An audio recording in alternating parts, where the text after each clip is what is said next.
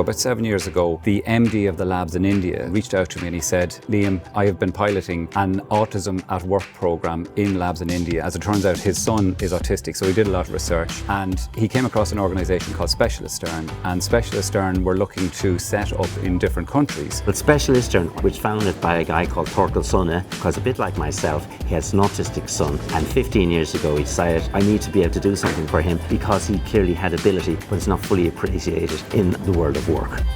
So what we do is we partner with an organization called Specialistern, and they help us source the talent and screen the talent, and then we work with them in terms of placing the people in our organization.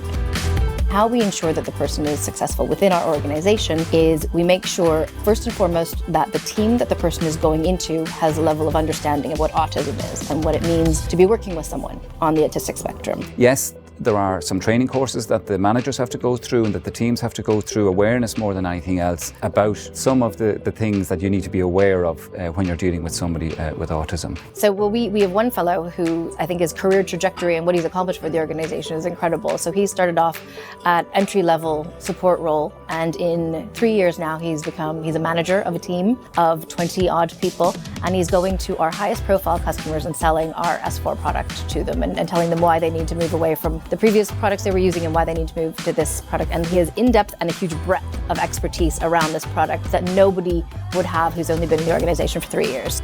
And when we say accommodation, we're not talking about huge, big programs that are expensive at all. It's very small things. One example that I would have is someone, when he first started with us, he was sensitive to sound and he didn't want to eat in our canteen because it's really noisy in our canteen. So he would have lunch by himself at his desk or in a meeting room. And, you know, some people might have thought that was a little bit antisocial, but we explained that no, it was because he had this sensory sensitivity and therefore wasn't comfortable being around the noise. So that's why he was eating by himself. So it wasn't anything to do with not wanting to be with the team, not being antisocial. So it was just helping the people to understand something like that.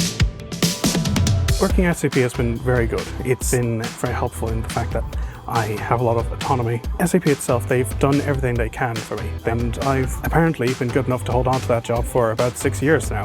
A day and a half after the second interview, I was told that I landed the job, and I was over the moon with excitement because it was essentially going to bring a whole 3 years of unemployment to an end. As a mom, I feel really proud to work for an organisation that recognises the potential of people on the spectrum. For me as a mom, you're always worried about the future. It just feels great that SAP is an organisation that is really committed to having a diverse and inclusive culture. We've since had colleagues who've come through the programme who are now in leadership positions. We've people who are in front of customers, presenting to customers. They just blended into the teams, and as far as we were concerned, they were part and parcel of the organisation.